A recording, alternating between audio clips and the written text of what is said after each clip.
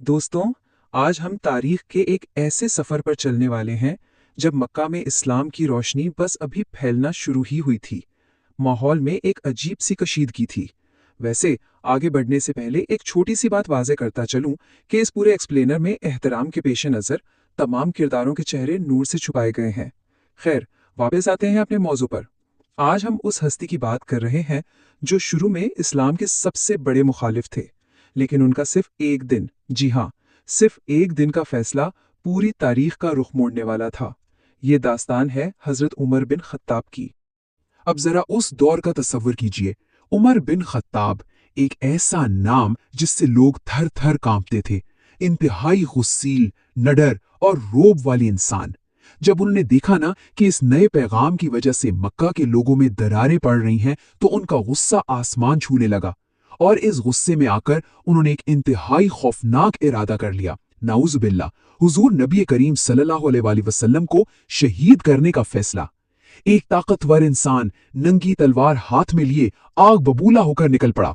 इस खौफनाक सफर के दौरान रास्ते में उनकी मुलाकात होती है नुएम बिन अब्दुल्ला से। नुएम उस वक्त तक छुपकर इस्लाम ला चुके थे। उन्होंने जब उमर का वो गुस्से से भरा चेहरा और हाथ में तलवार देखी तो सहम गए और पूछा, भाई उमर, कहाँ का इरादा है? और उमर का जवाब वो इतना सख्त था कि किसी के भी रोंगटे खड़े हो जाएं। उन्होंने सीधा सीधा कह दिया कि मैं मोहम्मद सल्लल्लाहु अलैहि वसल्लम का किस्सा ही खत्म करने जा रहा हूँ। गुस्सा उनकी अकल पर पूरी तरह हावी था। अब नोएम को किसी भी तरह हुजूर को इस खतरे से बचाना था, तो उन्होंने एक जबरदस्त हिकमत अमली अपनाई। उन्होंने उमर की तवज्जो भटकाने के लिए फौरन उनके अपने घर की बात छेड़ दी। उन्होंने कहा, अरे पहले अपने घर की तो खबर लो। तुम्हारी सगी बहन फातिमा और बहनोई साइद बिन जैद दोनों इस्लाम कबूल कर चुके हैं। अब सोचिए, ये खबर उमर के लिए किसी धमाके से कम थी भला? ये सुनना था कि उमर का रास्ता फौरन मुड़ गया। वो सीधे दौड़े अपनी बहन के घर की तरफ। लेकिन जब वो वहां पहुंचे तो अजीब ही मंजर था।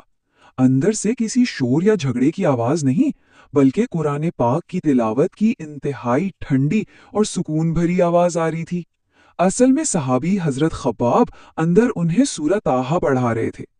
एक तरफ दुश्मन की आग और दूसरी तरफ दरवाजे के उस पार कुरान का ठंडा साया। पर उमर के सर पर तो खून सवार था। उन्होंने आते ही दरवाजे पर जोर जोर से मुक्की मारे।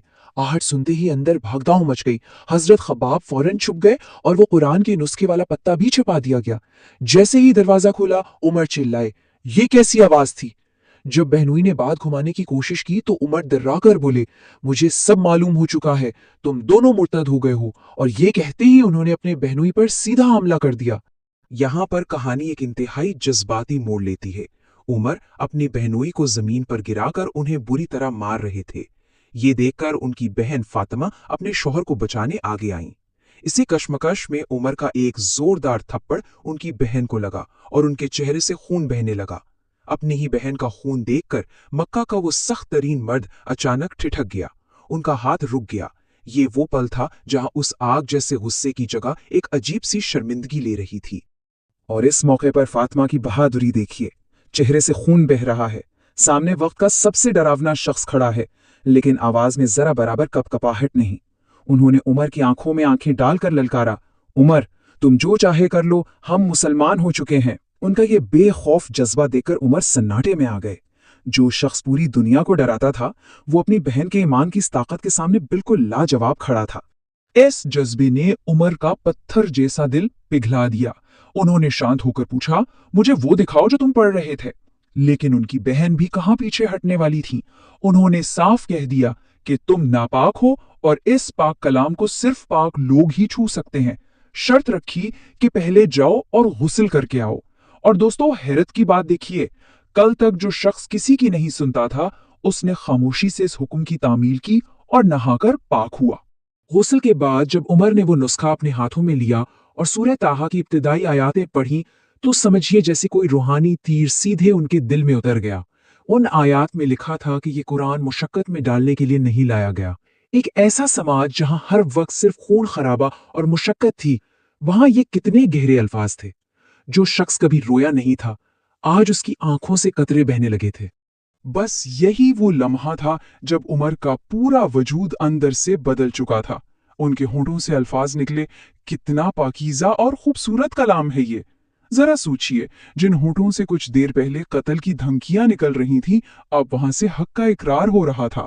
انہوں نے اسی وقت فوراً حضور صلی اللہ علیہ وآلہ وسلم کی خدمت میں حاضر ہونے کی ضد کی، لیکن اس بار قتل کے لیے نہیں بلکہ خود کو ان کے حوالے کرنے کے لیے۔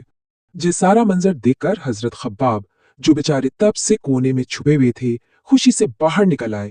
انہوں نے عمر کو ایک ایسی خوشخبری دی جس نے سب کچھ واضح کر دیا۔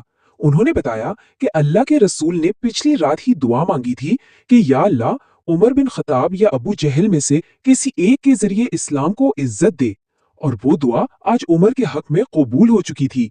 یہ واقعی کوئی معمولی واقعہ نہیں تھا۔ اب ایک پل کے لیے رکیے اور اس پوری ٹائم لائن پر غور کیجیے۔ یہ سب کچھ کتنی آندھی طوفان کی تیزی سے ہوا۔ صبح کے وقت ایک شخص ہاتھ میں تلوار لیے قتل کے ارادے سے گھر سے نکلتا ہے۔ راستے میں ایک چھوٹی سی ملاقات اس کا راستہ موڑ دیتی ہے۔ بہن کے گھر جذبات کا طوفان آتا ہے، خون بہتا ہے، اور پھر چند ہی لمحوں میں وہی شخص مکہ کی گلیوں سے ہوتا ہوا حق کی تلاش میں دار ارقم کی طرف روانہ ہو جاتا ہے۔ ایک ہی دن میں کیسا انقلاب آ گیا!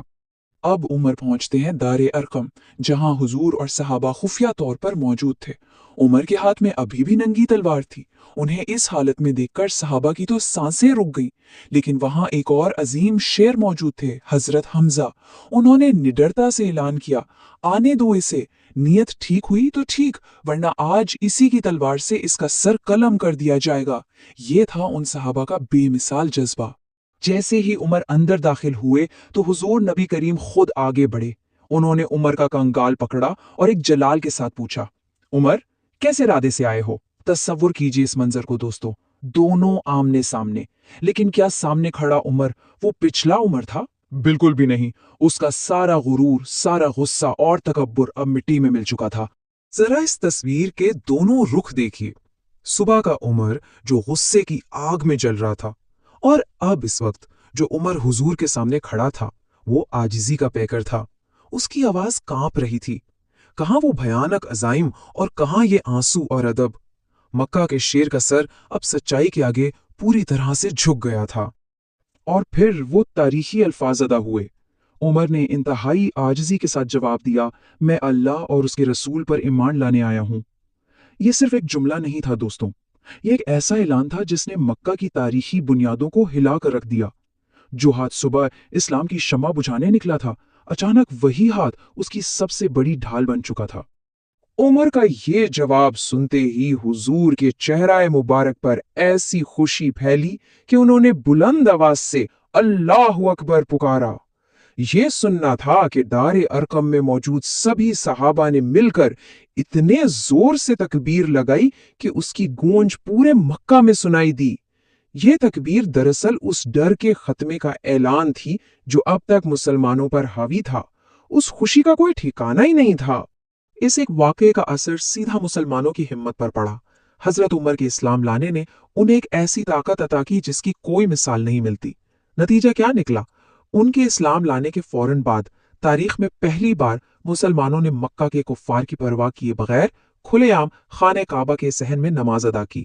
جو لوگ کل تک چھپے ہوئے تھے آج سر اٹھا کر حق کے ساتھ سجدہ کر رہے تھے۔ تو آخر میں یہ سوال ذہن میں گھومتا ہے، ایک سخت اور پتھر دل انسان کتنی تیزی سے حق کی روشنی سے بدل سکتا ہے؟ حضرت عمر کی یہ کہانی ہمیں یہی سکھاتی ہے کہ جب سچائی سیدھے دل پر دستک دیتی ہے تو دنیا کی کوئی طاقت، کوئی غرور اس کے سامنے ٹک نہیں سکتا۔